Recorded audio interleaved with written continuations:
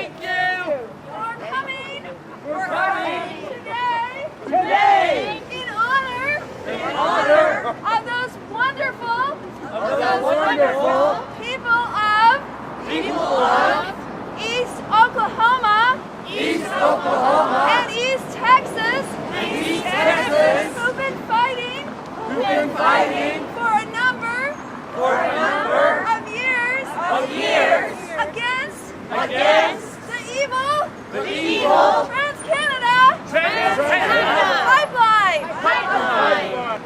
We stand in solidarity.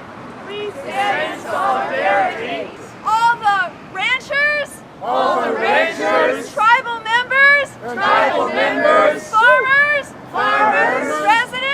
Residents. Heroic tar sands blockaders. Hello, my name is Vicki Creel. I also go by Red Willow. I'm a Cherokee Nation of Oklahoma tribal member, and I'm here to support the people down there fighting the pipeline. I am idle no more. Well, I'm personally here because I'm a member of 350 PDX, and I'm a member of Rising Tide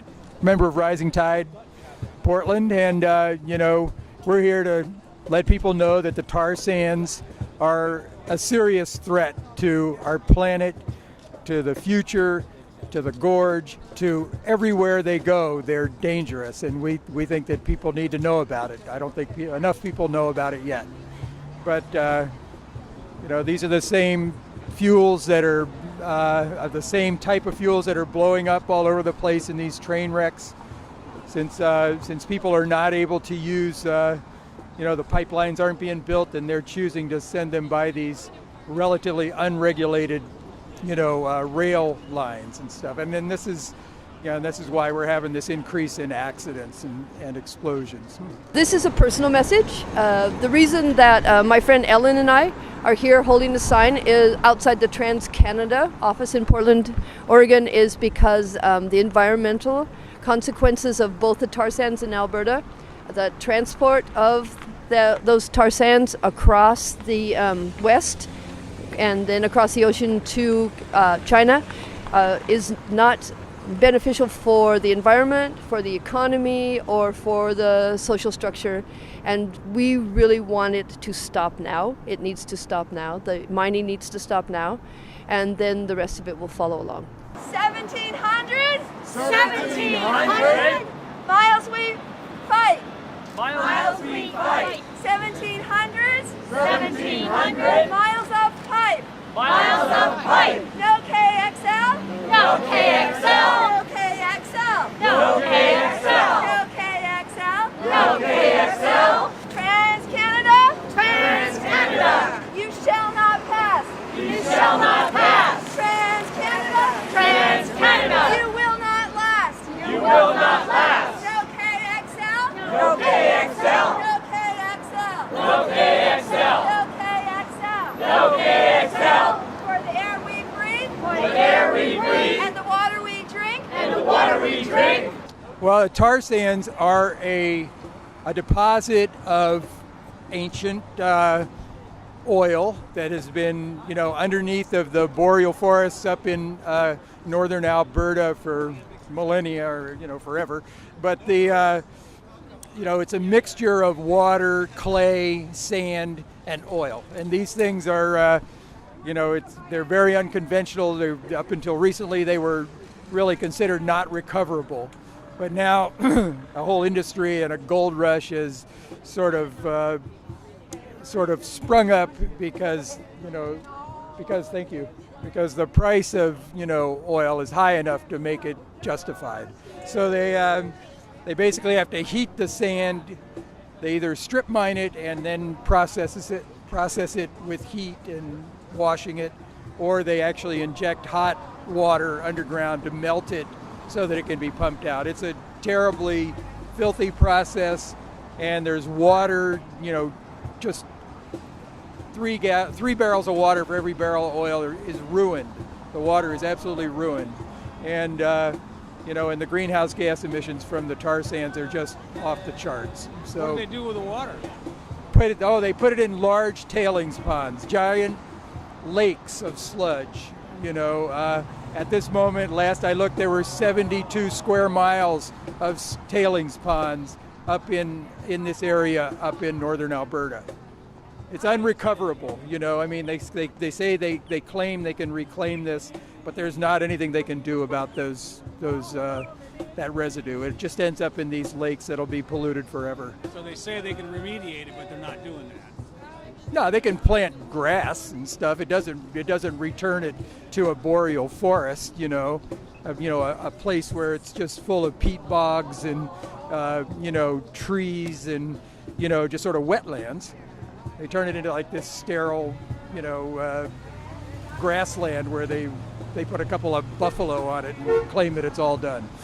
So is it public land or is it native land? Or well, I think it's a mixture. You know, the natives have rights to these lands to hunt and fish and be to use these lands, but I suspect that a lot of it belongs, to the Canadian government, similar to like our BLM lands, and so the mineral rights are theirs to give, and that's what they've done apparently. But they've completely poisoned the watershed of the Athabasca River.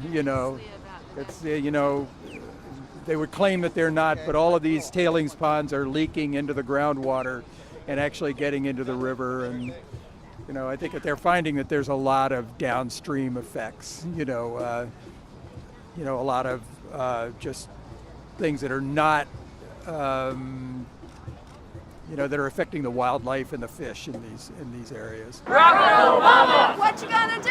What you gonna do? Secretary Kerry. Secretary Kerry. What you gonna do? What you gonna do? Block this pipeline. Block this pipeline. Block this pipeline. Stop this pipeline. Block this pipeline. Stop this pipeline. Trans-Canada. Trans-Canada. You shall not pass. You shall not pass. My opposition to the tar sands and to the transport of petroleum products of any kind up and down the Columbia Gorge has to do with the fact that the fish that are non-migratory in the Columbia have already been determined to be poisoned, to have heavy metals and toxins in their bodies. They're not edible, the fish under the dam. The only fish that are now edible are the ones that migrate, and they're at risk.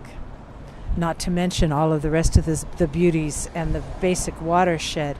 I think we're fools to run the risk in transporting anything through pristine country.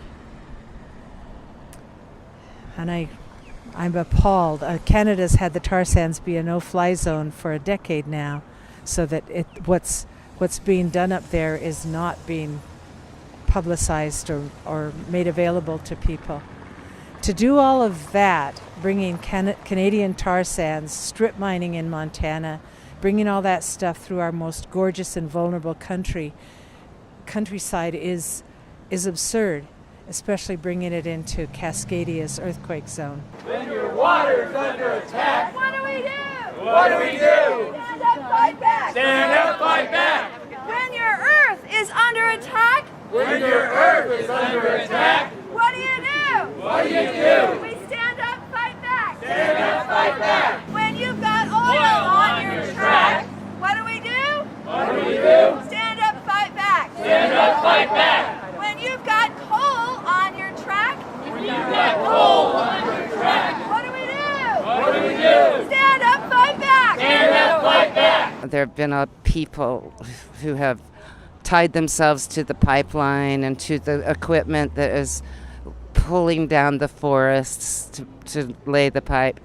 There have been a lot of eminent domain claims, several of which are in court, where, they're just taking what they want, calling it eminent domain and laying these pipelines.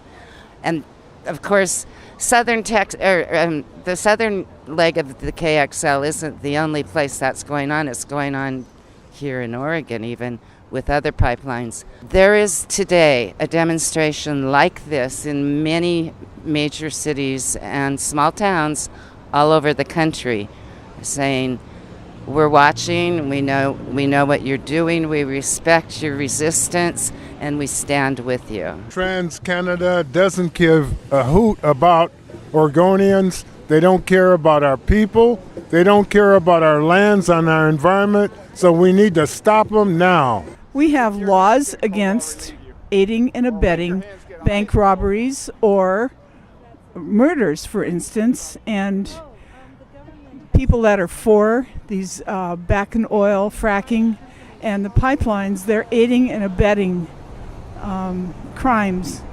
So that's also criminal. So our laws need to be consistent, which currently they're really not.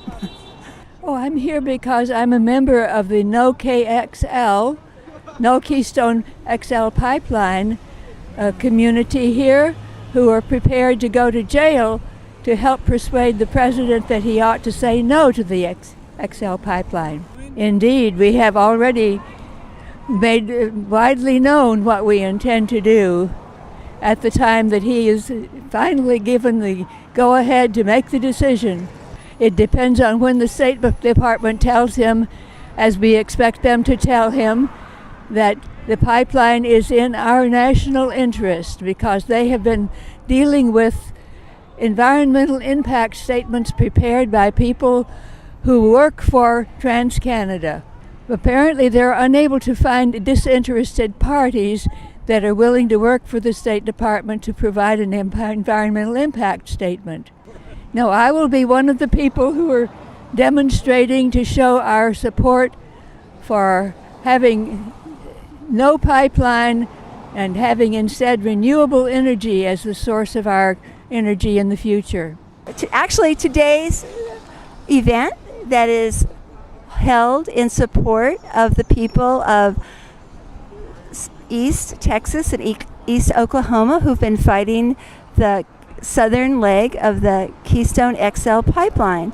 And this event was supported by Greenpeace, 350 PDX, Rising Tide, Portland Rising Tide, and the No KXL Pledge of Resistance in Portland. And we're really pleased with the turnout today.